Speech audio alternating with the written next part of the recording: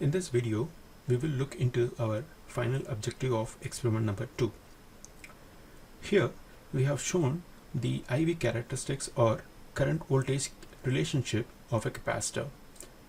And based on this expression, one could extract the capacitance value, and the modified expression of the capacitor could be given in this particular expression.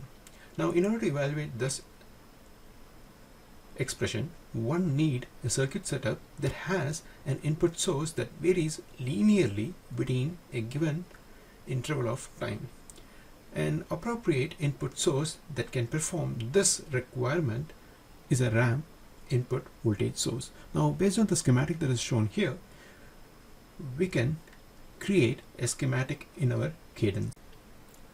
The schematic that is shown here would reflect the schematic that was shown in our slide. Now, there are a few things that we have to make a note. The input that we have applied is no more a V pulse, but rather the input is basically VPWL. This is a source that you can find under the analog library. Now, under this cell, we are going to define 4 important parameters. Here, the time T1 denotes the initial time period, and V1 would define the initial voltage. Now, as time progresses, we are going to ramp up our input signal all the way to VDD, which is 1.8, and the time T2 specifies how long it takes for us to reach to 1.8. So basically, this 4 set of data would define the ramp signal. So once this is done, just click OK, and now it's time for us to launch our ADEL. Since our inverter that is shown here has a WP variable for our PMOS, it's better to get that variable back again by clicking on this variables, copy from cell view, and define right now it to be 4 micron, because this is the result that we have extracted in our previous objective. Now select analysis and choose a transient analysis whose period is of 20 nanosecond, just because I'm going to have a ramp signal which runs between 0 to 10 nanosecond. Now, since we want to plot the input current, select outputs to be plotted, select on schematic, and this time we will be selecting the node or the terminal rather than selecting the wire. So selecting a node would actually gives us the current information. So once these two are being selected, press escape and switch back to your ADE.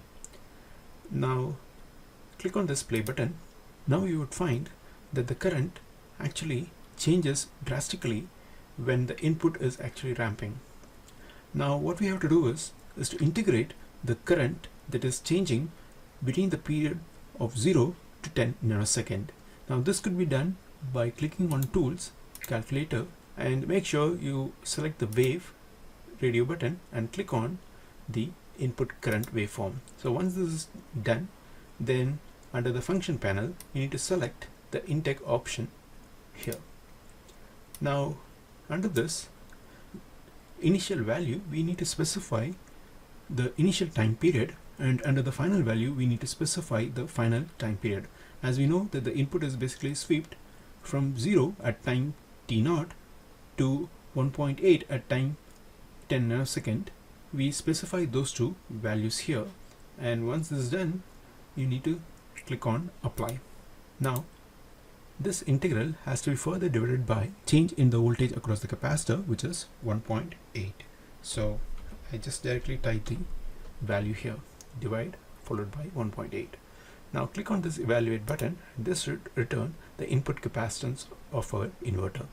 Just make a note of this particular value.